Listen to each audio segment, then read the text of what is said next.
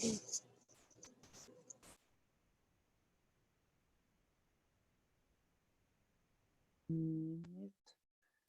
hello. Oh, can you guys hear me? Perfect. Awesome. I couldn't tell because I could not. It says connecting to audio. Oh, I'm here. Great, great, great, great, great. We are here. We are here. Oh, look. Hello, everyone. How fun. Everyone's so friendly today. Awesome. Well, nice to see all of you. I hope you're having a great Monday. I am excited to get into your guys' world and hear what's going on and where you're at in the process.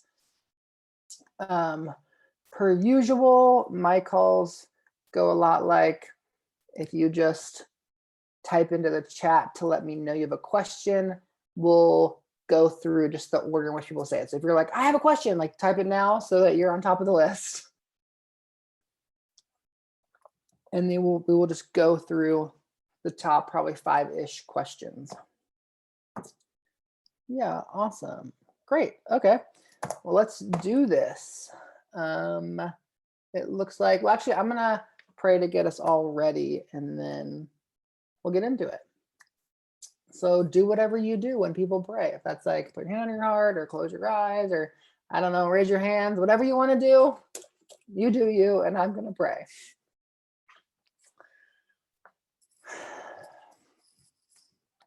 God, thank you that you love us and you're for us and you're in our world and you're fighting for us. Thank you that it's never been about what we can do to get to you and all about what you've done to get to us. That it's not actually that you love these women's hearts for wanting to go on the journey, but you weren't even waiting for them to go on the journey to get to them. That's I saw like sometimes we think we're like climbing the ladder to try to get close to God. And he's like, wait, I made a whole system where I get to you. Like you could climb no ladders, you could like fall down the ladders, you could go into a hole and I'll be there because everything that I am doing is to get into your world. And I just hear God being like, I see you and I think you're doing so good and I'm so proud of you. And I just feel like sometimes in our life what we do is like we slice up our life and like, okay, here's the good parts and here's the bad parts. And when God sees the good parts, he likes me. Or when I see the good parts, I like me because we think God like judges like us. So we're like, oh, okay, if I can divide them up, these are the bad parts and these are good. And if the good outweighs the bad, then I'm good. And I saw God just like, oh, I see the whole thing and I think it's good. I see the broken parts and the less broken parts. And I see the parts where you like are so good at stuff and it's parts where you're still figuring it out. And I think all of it is good. He doesn't need to divide our lives to like who we are. He sees like the whole picture from beginning to end. And he thinks, wow, you're so good. I even think like when I was thinking about today, how he talks about how David's a man after his own heart. And I think when you look at the story, we think in like moments like, oh, maybe he thought that when like David beat Goliath, but like it was a one moment thing where God doesn't think like humans. So he sees the whole story.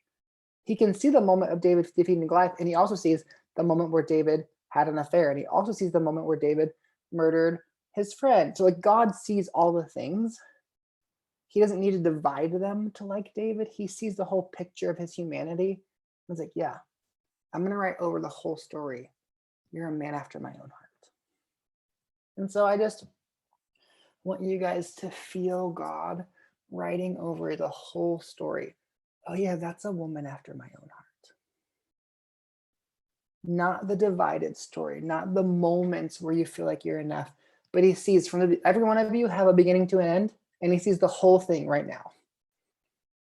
And he sees the whole thing and he's saying, yeah, that's a woman after my own heart. So I just release the acceptance of God over you. The acceptance of God as a dad who doesn't miss a thing, who hasn't missed a thing, who sees the beginning to the end and fully accepts who you are. Amen. Okay, first up is Cyrita. Cyrita, it is your time to shine. Wherever you are. I'm here. I thought Jacqueline was before me on the list. I saw she popped it on first. So that's why I was like, oh, it's me first. Okay. I mean, she might have been. It's the first. I see your name first, so sorry, Oh, Jacqueline. You'll be second, Jacqueline. So okay. My question is, how do I begin to do like the whole like connecting, I guess, like be more aware of my body, like, you know, you have the self-awareness kind of thing, and then I know we talked last week was a lot of talk about like awareness of your body and being connected to your body. So I'm just like, that was something the Lord kind of put on my heart, like that's something I need to work on. So I'm not sure exactly how or when you say aware of your body, do you mean like in this present moment, or like, oh, I have a pain space come up and I went back to where the pain came from and then connecting to my body in that moment? Or give me some more context what you mean by aware of your body. I'm I think maybe that, but also just like maybe like how I'm actually feeling. Like, am I tired? Am I frustrated? Am I feeling weak? Am I, you know, like, does my body feel like it needs to be taken care of more, or like more rest or that kind of thing?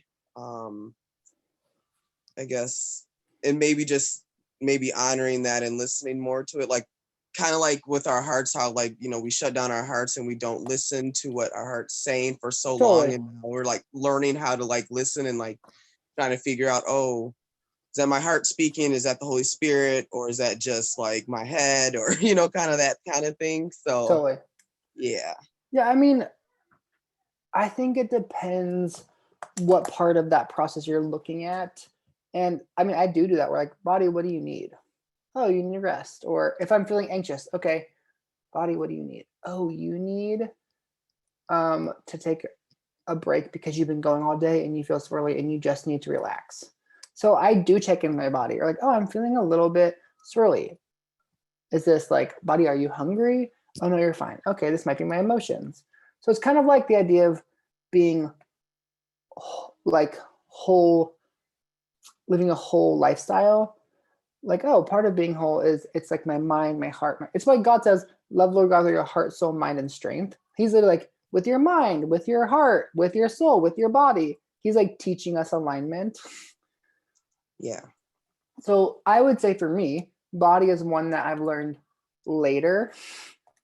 So I had a lot of logic, got good at connecting my heart, and body was one of the past few years I've learned more about. So even for me, I was like, okay, I'm gonna like do some deep breathing exercises. I'm gonna do things to get into my body. So even sometimes if I'm feeling things, I'll be like, okay, I connect to my senses. I think that's a fun exercise to do. Where it's like, okay, what do I hear?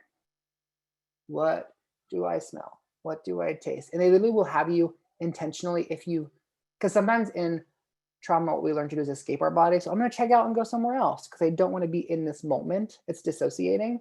And so to help not Yeah. dissociate, you can practice, okay, in this moment, what do I feel? What do I taste? What do I hear? What do I smell? Because it's actually getting you to be back into your body in moments. Okay. Yeah. So I literally just would, for a while, I would practice that. Like, okay, I'm feeling triggered. And I would, instead of going somewhere else, I would sit and be like, okay, first I'm going to get back into my body. What do I feel? Oh, I'm sitting in the chair and I can feel it on my back and I can feel the armrest. What do I hear? Oh, I hear the birds outside because I was practicing getting back into my body in moments, especially in triggered moments. Because in triggered moments, I learned to check out. And so it was just a practice I started doing, Okay. connecting to my five senses intentionally to be present in my body. That makes Does sense. that make sense as like a random thing to try? Yeah, no, that sounds good. Definitely. So I would do Yes. that, and I would really ask my body, what do you need? Okay. So I learned, I don't know about you, I do CrossFit, and I actually learned a lot of things my body in CrossFit. So like I grew up playing sports, and in sports it's kind of like doesn't matter what your body feels, you just like push. So it's Yeah. like it doesn't matter if your back hurts, you just push through it because this is what sports is. And so in this season, and it's actually been really hard for me because I'm a natural performer. Yeah. I'm like, I'm an achiever, I'm a performer, I want to be the best in the gym. Like if there's, because CrossFit's a little bit competitive where it's like you work out and then you get like rated a little bit, like not really, but you do like, what's your time? Okay, everyone sees everyone's time. So it's kind of like a competition. And Yeah. I will have to be like, okay, I can tell my like performer wants to push, body, what do you need? Okay, you need to run slower. That's fine. I'm gonna watch everyone pass me while I'm running. That's Okay. okay because I'm gonna listen to my body. So I started intentionally finding ways to engage with my body to start becoming aware of it. So That's you good. could literally think through, okay, what are 5 ways I can start practicing engaging with my body? That could be I'm going to do yoga, or I'm going to do stretches, or I'm going to, next time I feel emotions, instead of asking my heart, I'm just going to dance to release emotions in my body because emotions get trapped in our bodies. And I just started doing things like, okay, I feel emotions this time because I'm going to engage with my body. I'm just going to do movements and see what happens with my emotions Mm, because I'm finding ways to intentionally engage my body in the process. So I think it would be a fun homework to write down 5 creative ways to engage my body in the process. One can be my 5 senses. One can be, oh, if I next time I feel emotions, I'm just going to do stretches and see how my body feels. I'm going to, next time I go on a run, I'm going to ask my body, oh, you feel tired. Do you want to push through or do you want to walk? Okay, you want to walk. Great, we're going to walk. It's like finding small ways to start learning trust and hearing what your body's telling you. okay. Does that make sense? Does that feel helpful? Yeah, actually it does. It definitely does. Because the Yes. truth is, our bodies hold emotion. And so, in the same way that we connect to our hearts to figure out emotion, our body is holding our emotions. And so, I actually Mhm. met with my physical therapist, or my massage therapist, also was a trauma counselor. And so, she did a Mm, lot of body stuff. And so, she literally was like, Marcus, you're great at the emotional part and the logical part, but your emotions are trapped in your body. So, she would mm, literally give me homework. Next time you feel emotions, you can't try to process through any of it. You can only do movements.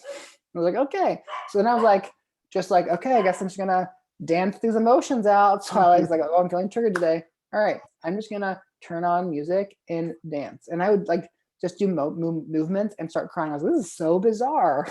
But Oh, it wasn't like I know everything that's happening. I'm fully connected. It just felt like I'm on a journey of connecting to the emotions in my body. And it felt out of control, probably in the way that in the beginning connecting to my heart felt out of control. Like, this is crazy and so weird and what's happening? yeah. But then it also feels fun, like, this is wild and God thinks wild things are hysterical. And at the least, he's like, I love that my kid wants to learn how to connect to his body. Even Yeah. if this is the dumbest thing ever, he'll still show up because he's like, look at him go. He's dancing in his loft by himself. So at the least, it'll be fun. Yeah. Awesome. Yeah. That was really great, the analogy you used about the sports and stuff, because I was literally I was looking at it's like a exercise thing, but it's a coaching thing at the same time, and they were explaining like they start off really, really slow. It's almost like this program, but it's for physical. And Totally. they're like, it's a year program, but you don't, you don't go as fast as you can, and you don't try to do it perfectly and all that. It's like you go at the pace that you need to go. So when you were talking about, like, because I used to be in high school sports too, and now I don't Uh-huh. exercise that much. I'm like, maybe I just need someone to coach me through like what exercises to do, how to do them. And that was one of the things I was kind of debating on if I should sign up for it or not, because I'm in this program already. And it's like, I don't know if I should start it now or wait till July, because you can only get into it every 6 months. But I'm like, Totally. I know it'll I be a mean, lot, that sounds but like a lot of stuff. So you yeah, could do it. That's where like, okay, body, what do you need? right. And that's why I prayed, and I'm like, okay, Lord, I'm just going to ask this question, and then you give me the answer. So when you started talking about the exercising and like letting everyone pass you, even because you want to be the fastest, I was like, okay, yeah, that's how I was. But they really talked about going slowly, pacing yourself. It's a marathon, it's not a sprint. And so when you started saying that, I'm like, okay, I think I got my answer. So it's just like, like I don't have to be perfect off the bat. Like I can start it, and I still have, once I'm done with this program, I still have until all the way through December or till next January, basically, to finish the program and to Totally. work in it. So I'm like, okay, this would be good for my body. Like you said, being more aware of my movements, and when I'm not Totally. not pushing myself when it's like, hey, there's pain there, Yeah, stopping totally. myself. And And so then it's that's like, really good. That was really helpful I for could me. do it now and wait, do that, or I could wait and like just start trying to connect to my body. Sometimes like there's not like a rush. Your body will still be there whenever you get Right. there. The truth Exactly. is, even working through emotions is also our body. It's just a less different focus, and we can have different seasons to focus on different things, and that's fine. Yes. And I think I'm still figuring out connecting to my body, and there are probably places I have no idea that I'll learn later, and that's fine. Yeah, definitely. Yeah, because even my heart last week was saying, like, I want to exercise, but not because I want to be strong and I want to be fit and I want to look nice, but because I want to be strong so I can keep up, so we can keep up with the kids and we can be healthy for them. So it's not Totally. even, yeah, so it's like, it's not even about being fit and looking good anymore. It's more about being healthy and being able to be there for the kids and just Totally. being Yeah, I had able, a moment yeah.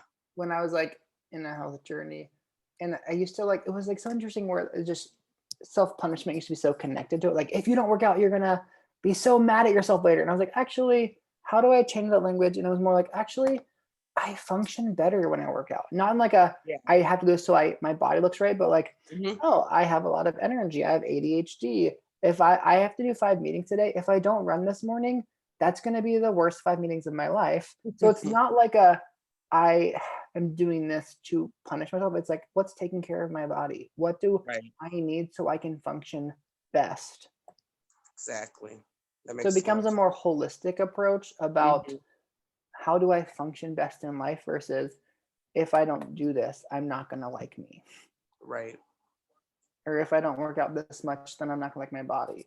And even it was like, it was newer for me, but like, okay, my stomach kind of hurts. Body, what do you need? Oh, I like didn't think about it. He was like, oh, I don't really like beer. It hurts my belly. I was like, okay, great.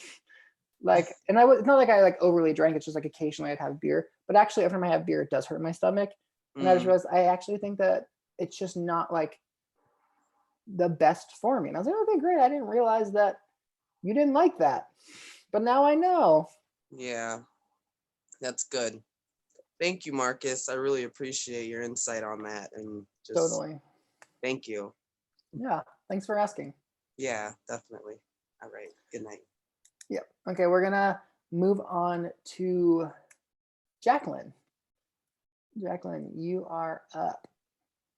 All right. And I think actually what you just talked about with connecting the body might even help a little bit for my question. I've been struggling with connecting to my emotions a lot.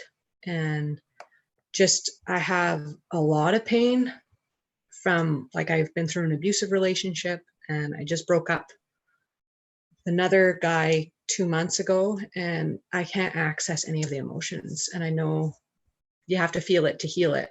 And so I was hoping for some help in kind of connecting to some of that emotion. Okay. Um, what has your or you can, oh yeah, what does your process of connecting to emotions look like? Like, I do a lot of like talking to my heart, trying to create a safe place, telling, like telling my heart, like, it's okay. It makes sense that you have emotions. You should feel hurt because of this. And I'll feel the emotion coming up, but then it's like it gets shut down and it's there, but I can't feel it. I can't actually access it. So it Okay. just seems like there's something blocking How it. long have you been on the process of accessing emotions? That's a very good question. I mean, probably 10 years to some extent, but more intensely, I think after I broke up with my abusive boyfriend, that was 2.5 years ago. But it's always been a struggle for me. I'd say the last 2.5 months has been the most like focused since I've been in Alive and Free. So sometimes I can access, there's certain emotions I can access.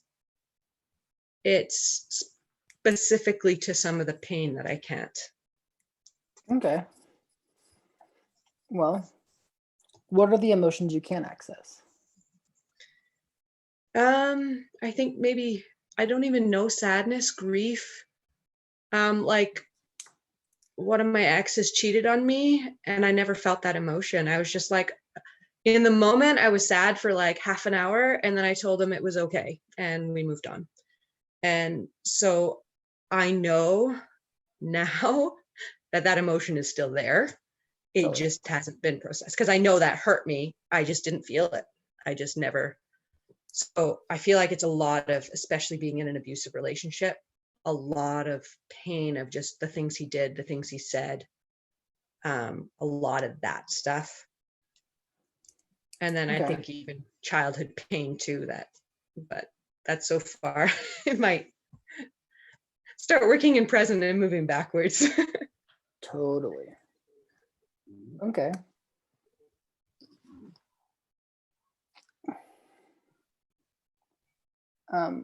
Why don't you close your eyes and put your hand on your heart? And I'm going to say some things, and I might have you repeat after me. We'll see where it goes. Okay.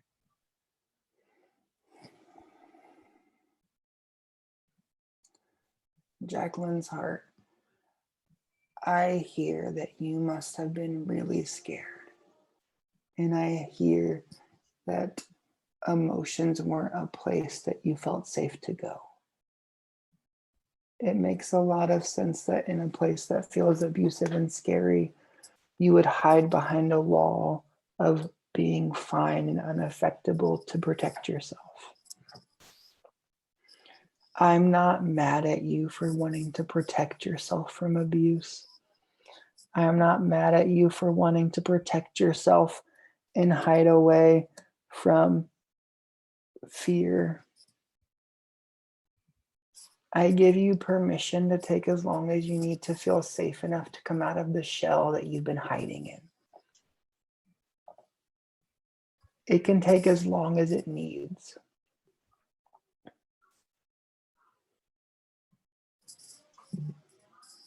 I'm not in a rush to make you figure this out and fully feel all of your emotions. The truth is, if you're still clinging to checking out or hiding behind a wall, it's only because you're not sure it's safe yet to come out from the shell.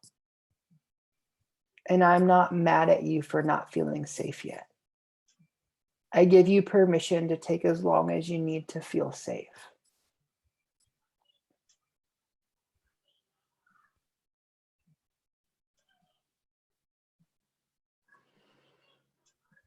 Jacqueline's heart, what are you afraid will happen if you come out of the shell that you're hiding in and you feel the feelings?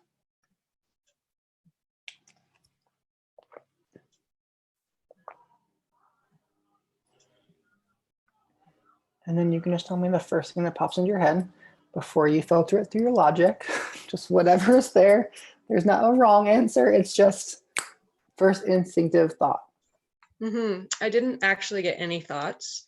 Okay. But then I started feeling panic in my body. Like I Yeah. just felt, Right. panic.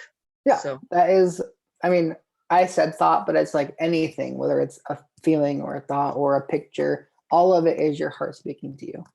So what I hear is that your heart feels panic about the idea of facing the pain. Yeah, I get it. That probably does feel really scary to face all the pain that you haven't before. So I need you to close your eyes. Repeat after me. Heart, Heart, it makes sense that you feel really scared. it makes sense that you feel really scared. There is a lot of pain, There is a lot of pain, and we haven't known how to process it. and we haven't known how to process it. And me asking you to process it now And me asking you to process it now probably does feel really scary. probably does feel really scary.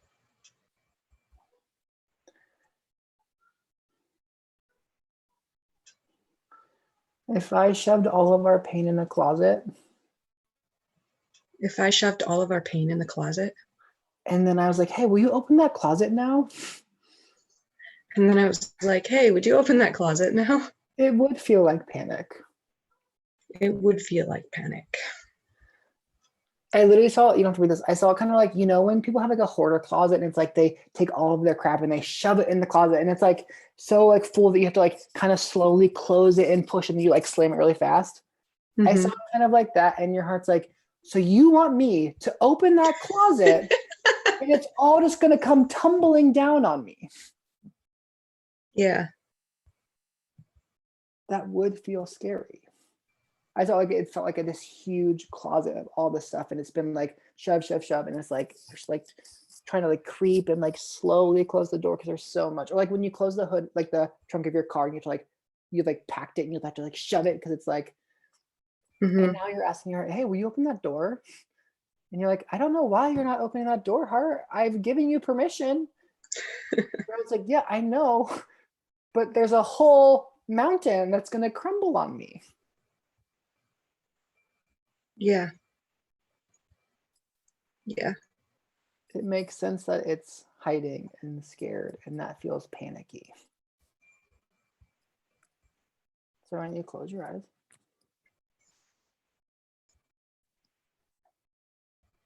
Oh, it froze. Can you at least hear me? Oh, perfect. Great.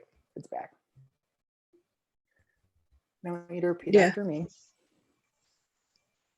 Heart, Heart, I know that feels really scary. I know that feels really scary. It would feel really scary It would feel really scary to feel like all the pain to feel like all the pain from the past 20 plus years from the past 20 plus years is going to tumble down on top of you when you open that door. is going to tumble down on top of you when you open that door.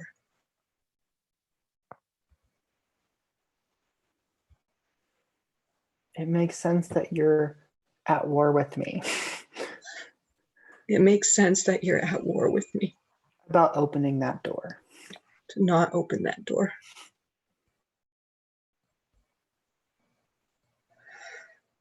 Heart, Heart, would you be willing would you be willing to take one thing out of that closet to take one thing out of that closet if I could create a safe way to just take one thing out? if I could create a safe way to just take one thing out?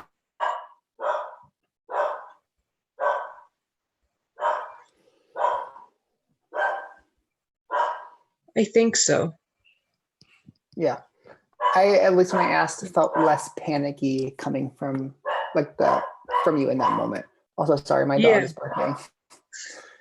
I think there's definitely Yeah. still uncertainty. Like, I don't think that's possible, but So like, there is a like, okay, yeah, maybe. great. Okay, let's close your eyes. And I want you to see, I literally saw like I want you to see Jesus walk up to that little girl who's standing outside the door, who's like, okay, I mean, I guess I could do one thing, but I don't know how it's possible because there's only like the door. And if I open the door for the one thing, it's all still going to spill out. And I saw like Jesus walk up and he's like, little Jacqueline, I know how to change situations so that it's safe for you. And I saw that he like went up to the door and almost like, you know, when there's like a mail slot in a front door of a house Mm-hmm. that you can put the mail in. I saw him just like go and he like kind of just put his hand on the door and then all of a sudden it turned in and there was a mail slot there. And he was like, he got down to little Jack. He's like, if you want, you can now just reach your hand in and take one thing at a time and the rest won't fall in after you. And whenever you take one thing at a time, I'll sit with you and I'll hold it with you so you're not alone to face it.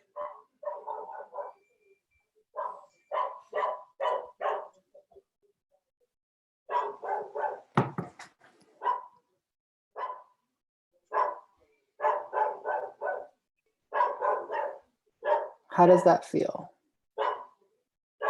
I feel my body relax. Yeah. Like I can feel deeper breaths. So Totally. I think it does feel relieving. And still maybe a little uncertain, but there's just like I can feel my body feels it. Totally. Yeah.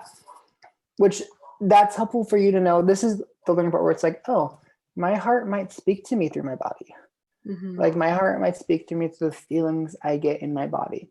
Because each person actually hears differently, right? So I might meet with some clients and they'll be like, I'll ask the hard question, like, oh, I didn't hear an answer, but I saw a picture of a blue sky. So you can know, okay, my heart might just be speaking to me through how my body feels. That's okay. That's just the language in which I hear. Mhm. So that's great. What I hear is your heart's letting you know Yeah. that feels less scary and more doable. Mhm. So I would practice intentionally letting your heart know and connecting to emotions. Heart, we don't have to face all the pain right now. We can pick one at a time. Mhm. Okay, And if I what think you that can feel, image yeah, really helps. It's just like, oh, okay. yeah, it's like it's a little mail slot. I can just, so Jacqueline can just reach her hand in. Okay, I grabbed one thing. Oh, I feel sad about this one moment. Okay, Yeah. I have enough to face that one moment of sadness. Not 20 years of pain, not the, how, I don't know how long you dated your boyfriend, but like not the, however 2 many years. year, 2 years of abusive relationship. I don't have the capacity to face all of that right now. Mhm. But I can face this moment where I felt not chosen. I can connect to the sadness about this one spot where I didn't feel safe and secure. Mhm. And I almost feel like what I'm kind of sensing is like getting the more minor things first. Totally, which Because makes sense. That feels safer. It's the reason why yeah. as a kid we start with training wheels instead of going to having to ride the bike ourselves, because we actually need to learn that we can do it. Mm-hmm. Yeah. Whereas, yeah, I think I've been like, I want to access the emotion, so I'm going to go through the most painful because I don't feel anything with the least painful. So maybe I'll feel something with the most painful, but Totally. that makes sense. Yeah. And if you can get out of that, then it's like, oh, anything that I'm feeling is a win. Anything that I'm feeling is the little girl reaching into the mail slot and okay, this is something. Mm-hmm. Mm-hmm. Yeah, that makes sense. I felt frustrated today about this thing. Okay, that's feeling. Mm-hmm. I'm not facing all of the pain of all of my history, but that is feeling. Mm-hmm. Because I think it's funny, we have this idea like, I want to be fully present all the time right now. Instead of actually, any time that I'm present is success. Even for me, I have to like intentionally be aware of like, okay, actually, anytime that I'm present in my body, anytime I'm present with my emotions, anytime that I'm not checking out and feeling is a huge success in a world where I get taught to check out, dissociate, to kind of myself. No one taught me emotions. That's actually really powerful. Mm-hmm. Every time Jacqueline reaches through the mail slot and pulls out one thing and she sits with God and it's like, okay, God, let's look at this together. That's success. And if it takes 20 years to empty the closet, okay, there's no rush. Like, it's not like, where are you going? Yeah, took over 20 years to fill it up. So Yeah, it took you 20 years to fill it up. Why should you unload all that in 2 years or 5 years or 10 years? It can take as long as it needs, and that's fine, as long as we're not yelling at the little girl, why haven't you opened the closet yet? yeah. Yeah. And I know there's lies for me of I have to be healed before I can find a man. And so there is that pressure that I put on myself to, it has to be in the next, Totally. year, next Which 6 months, It's whatever. gonna Let's make the little girl even more scared to open the closet because it's like she's scared because of the pain and you're yelling at her. You're there like, you idiot, we're not gonna get anywhere in life unless you do this faster. So she's in double panic. Panic because the pain is scary and panic because you're scary. Mm-hmm. Yeah. So how do I process that fear? Because I know it's not true. And I keep trying to tell myself that that's not true. Like you can have a relationship and still be in process. Like Yeah, look at that Sammy and is Spencer. They're probably- in process. Yeah. Right? that Like is probably another deep pain, like a belief system you have to work through. mm-hmm. Like I would think, oh, this is a pain belief system. And I would practice hurt. You don't have to face all of our pain right now. You can go at whatever pace is safe for you. This is the process of loving yourself. Loving yourself is the voice that says you can take as long as you need. Mm-hmm. Shame is the voice that says get there now. That's performance and punishment. Mm-hmm. So I think even if that comes up, it's an invitation to love yourself if you can connect to, oh, heart, actually, we can take one thing out of the mailbox at a time, and that's fine. We Mhm. can reach through the handle and get one thing from the closet. Like it's like I have every day over and over and over again until one day it's like, well, actually, it's okay if I'm not there yet. And I've worked through performance like for years, and it'll still show up. And I think, okay, this is an opportunity to love myself. Heart, I know that you're afraid that if you don't figure this out, you're not gonna get where you're supposed to be in the next season. But it's okay. I'd rather have love to get to where we need to go, or rather than punish you and get there faster.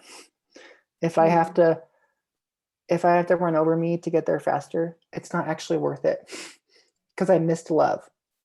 The truth of humanity with God is our overall goal is to know what love is. Like he came in the name of love. Everything is actually about love. So if I ran over me to get there, I just violated love, and love matters most. And the truth is you'll end up in the best relationship you end up in if you got there through love. So actually, like overall, it's actually the best thing you could do to connect to love in that process. Yeah, that makes sense. Yeah. So I would practice telling your heart, and even if you have to pick that picture, okay, heart, you don't have to open the closet door. You can reach through the mail door and pick one thing, and I'm here, and we'll slowly work through stuff a little at a time. Mm-hmm. And I would be thankful. Thank you for being willing to grab one thing. That's so courageous.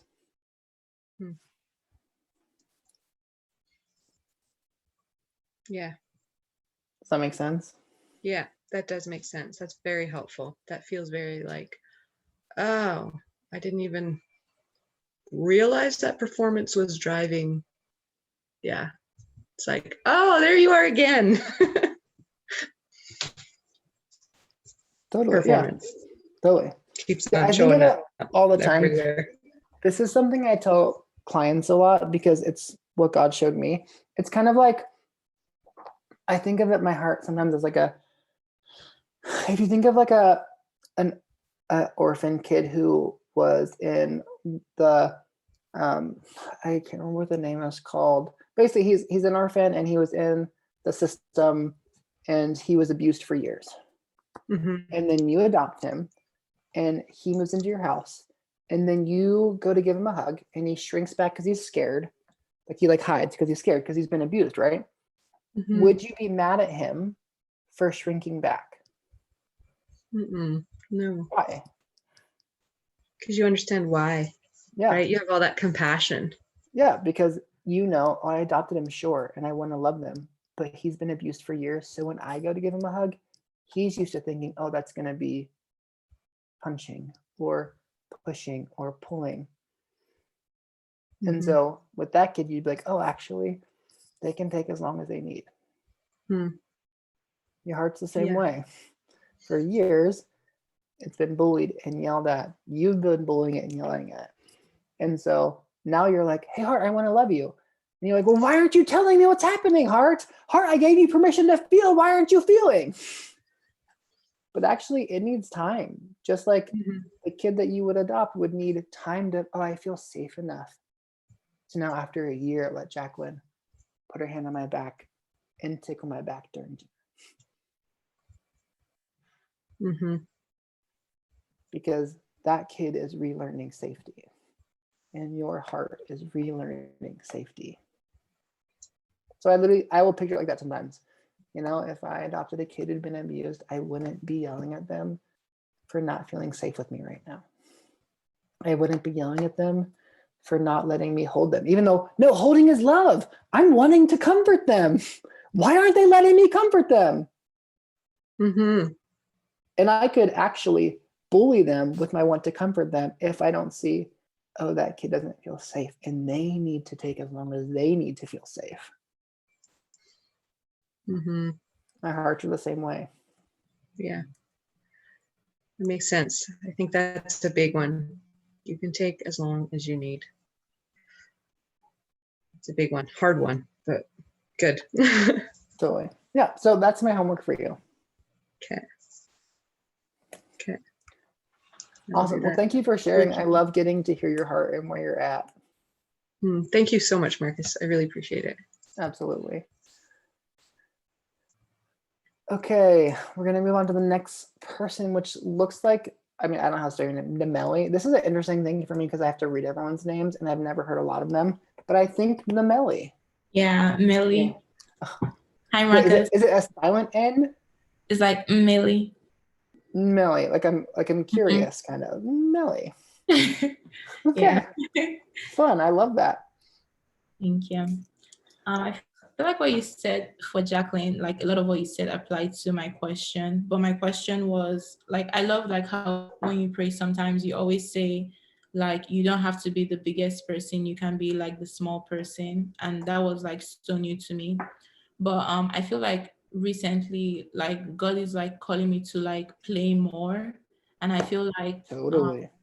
I feel like in my childhood, like that was like I was called, I was labeled careless because I'll always like run around and fall, and like it's like, oh, like you shouldn't fall, like it's your fault, like it's wrong to fall. And I feel like even like in elementary school, I remember like my dad, because he didn't stay, I stayed with my grandma, so whenever he came back, when he came to visit us, he would like go through my notebooks. And if he saw like, because we wrote everything by hand, I was born in Nigeria. If he saw like dog ears on my notebooks, he would like flog me for like every dog ear that he saw in my notebook. So to me, that was like, oh no, like my book has to be pristine, like it has to be like brand new, you know? So just, I feel like that was really discouraged. Like I had to be responsible. I was also the first child, so I was always the biggest person. Like, and I feel like I also took on responsibility for my parents too. Like when they came back together, and I'm like letting that go now. But when you've structured your life so much around responsibility and productivity, how do you? I know it's gradually, but like, how do you allow play back in? Like what are some thoughts that you have, or like some beliefs there? Totally. I think now this is different for different people. I do think in general, kids who naturally know they're safe, it's kids who know they're safe, it's natural to play, right? Like if I know I'm safe, it's gonna be okay. It is actually natural to play. Like you don't have to teach a kid to play. It's not like, okay, now you can go imagine or you can go outside. Yeah. That's what they do. They Yeah. only undo when they don't feel safe. So like your natural was to play. You naturally were like, I mean, your parents may have called it careless, but really that's like adventurous, wild, fun, free. Yeah.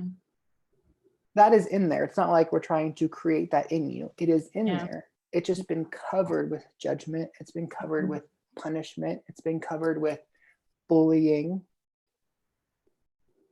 And so you get to go on the journey of creating safety for your heart. And I bet you play will naturally develop Yeah. more that safety is created inside of you. Okay. Does that make sense? Yeah. So I would start intentionally creating like a heart, you're safe. You don't have to be in survival anymore. Because we don't play when we're in survival mode. Yeah. Right? You Yeah. close your eyes and put your hand on your heart. I want you to repeat after me. Heart, Heart. we don't have to live in survival mode anymore. You don't have to live in survival mode anymore. I'm not going to punish you. I'm not gonna punish you. I'm not like my dad. I'm not like my dad. I'm not going to flog you for making mistakes. I'm not gonna flog you for making mistakes. I'm sorry for the places I'm sorry for the places where I have done that, where I have done that, where I've yelled at you where I've yelled at you and judged you, and judged you and I've bullied you and I bullied you when you were just being a kid. when you were just being a kid. I'm sorry that I took the label of careless. I'm sorry that I took the label of careless. Mhm. And I told you, yeah, that's who you are. And I told you, yeah, that's who you That I took the voice of accusation are. I took the voice of accusation and I owned it as my own. and I owned it as my own. And I partnered with it. And I partnered with it. And I became the voice accusing you. And I became the voice accusing you.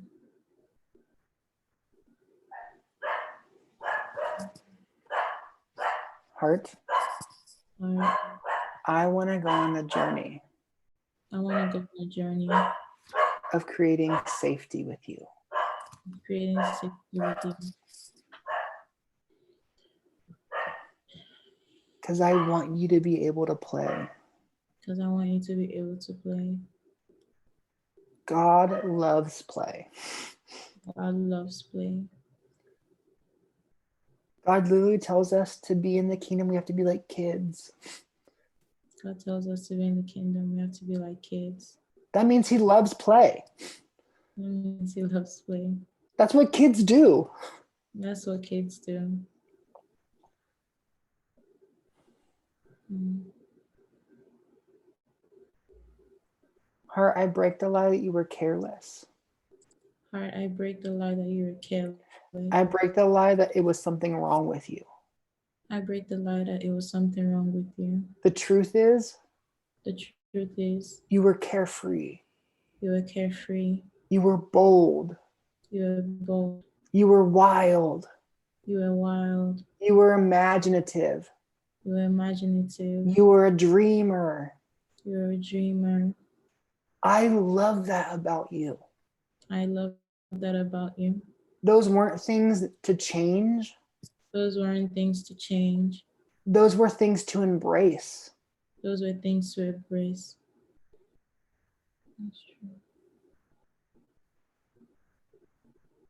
And I want to help create a safe environment And I want to help create a safe environment for those things to spring back up inside of you. for those things to spring back up inside of you.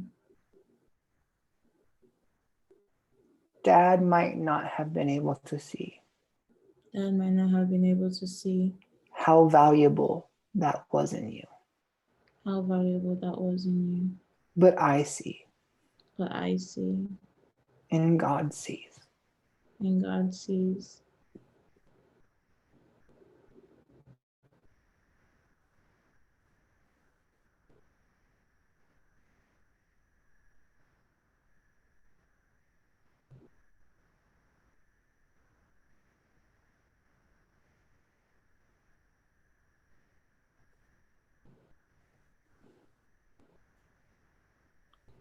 Heart, Heart, if the joy of the Lord is our strength, if the joy of the Lord is our strength, then you're the strongest may you're the strongest when you're playing. when you're playing. That's true. It's going to be really hard It's gonna be really hard to make it through life to make it through life if we cut ourselves off if we cut ourselves off from our strength, from our strength, which is joy, which is joy, which is fun, which is fun, which is play. which is play.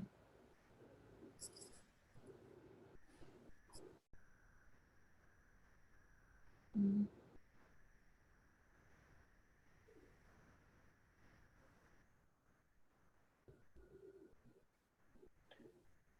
What are you thinking or feeling? I feel great.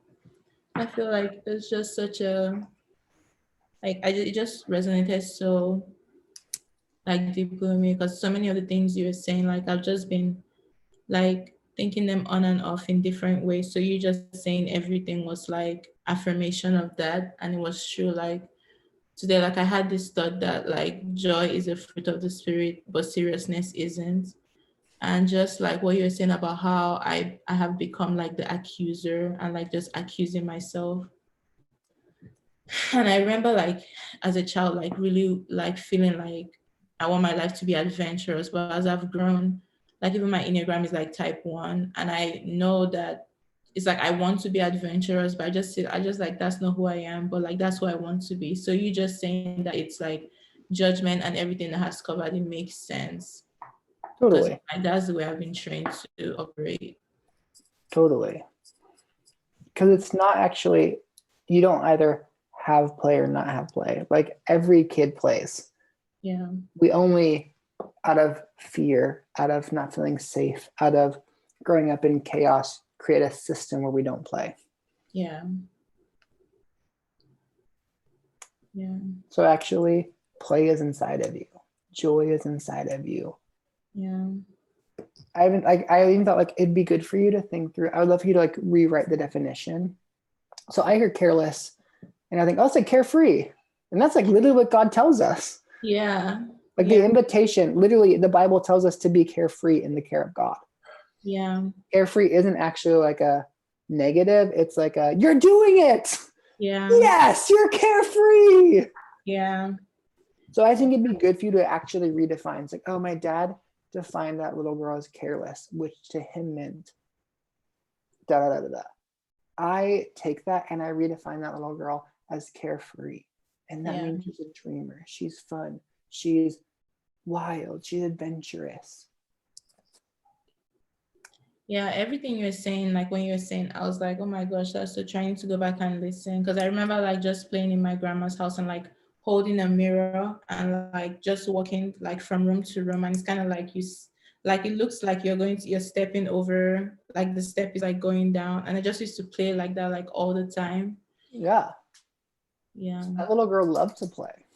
Yeah. Mm-hmm. That's true.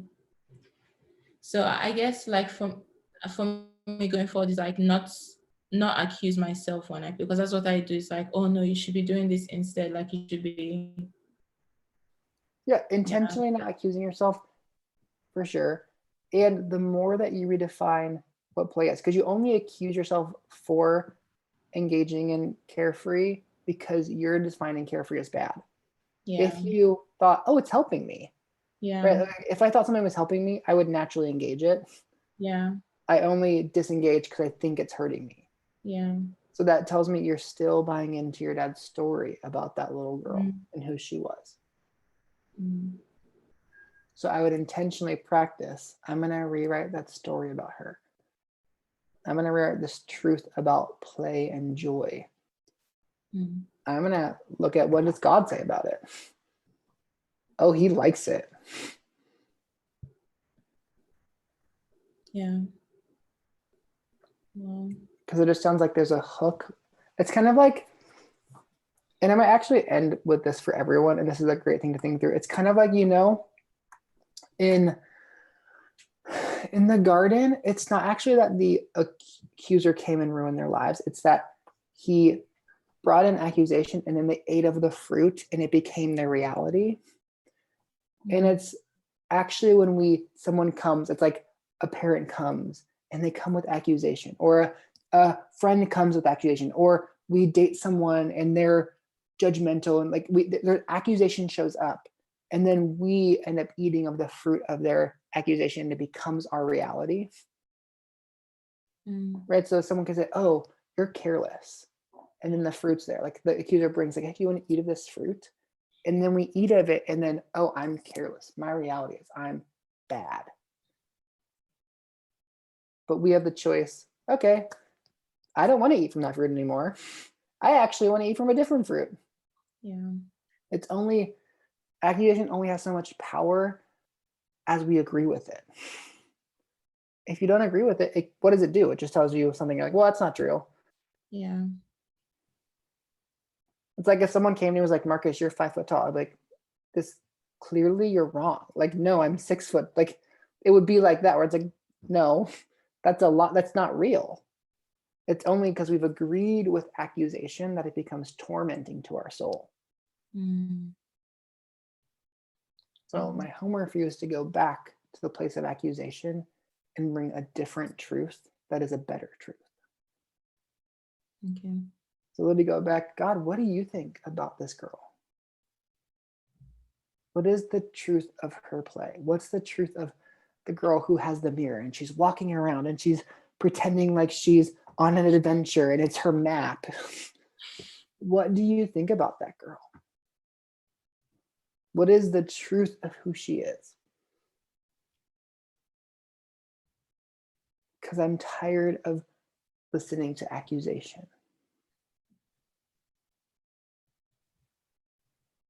And then next time it comes up, oh, Heart, you're so good at play. I love when you play. I love that you get distracted sometimes. Sometimes in our distraction is when we have the best conversations with God.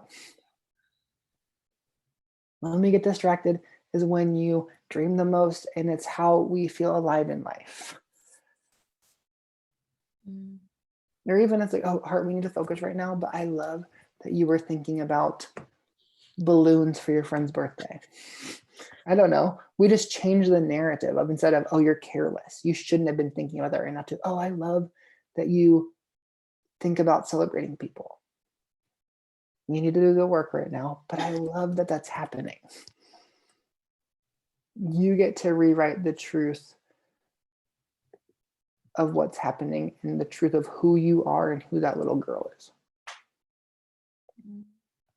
Because your dad, in his pain, brought you a fruit and said, hey, if you want to eat of this, it can become your truth. Mm. And that's what we're all doing, right? We all have pain that we experienced from growing up, and then we bring that pain with us, and we're telling other people, because we had our pains. I was like, oh, you're stupid. You're not good enough. You messed up, and so God's mad at you. Like, we all have our own thing, and we are bringing the fruit and be like, oh, you should eat this fruit.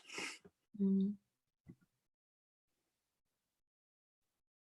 And now we just get to stop. Like, no, that's a stupid fruit.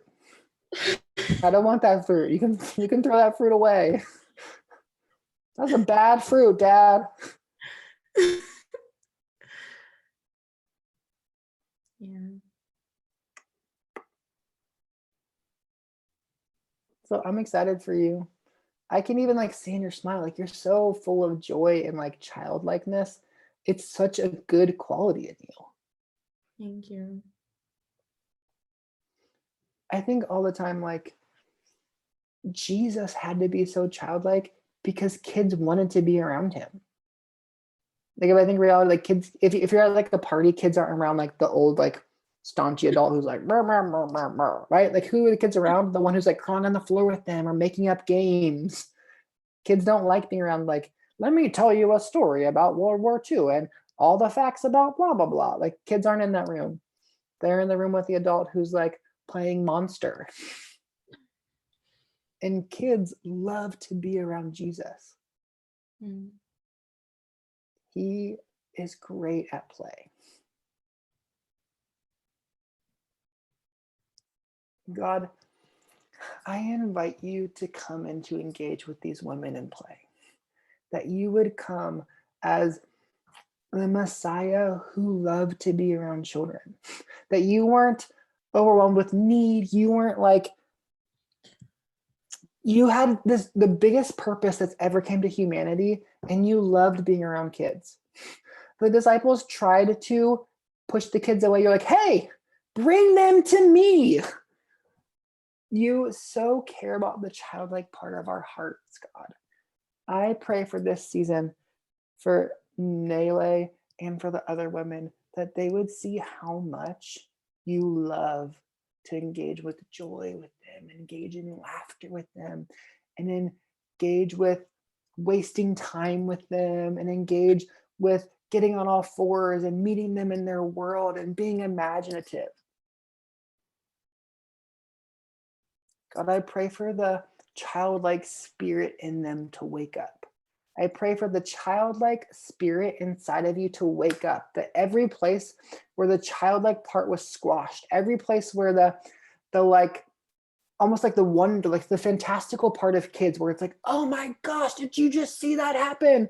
Every place where that was squashed, I speak to it to wake back up. Amen. Amen. I break the lie that it's dead. It's just a little bit squashed.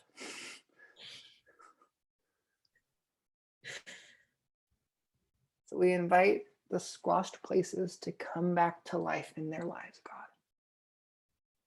You're the best at resurrection and the best at redemption. And so no place that is lost is actually lost. Mm. Amen. Amen. All right. I love you guys. I'm for you. I love doing this. It's so fun for me to get to show up and be a part for a season of getting to be a voice of love and truth in your world. So thank you for being vulnerable and being willing to let me go to tender places with you guys. Thank you so much. Yep. I will talk to you guys later. See you guys.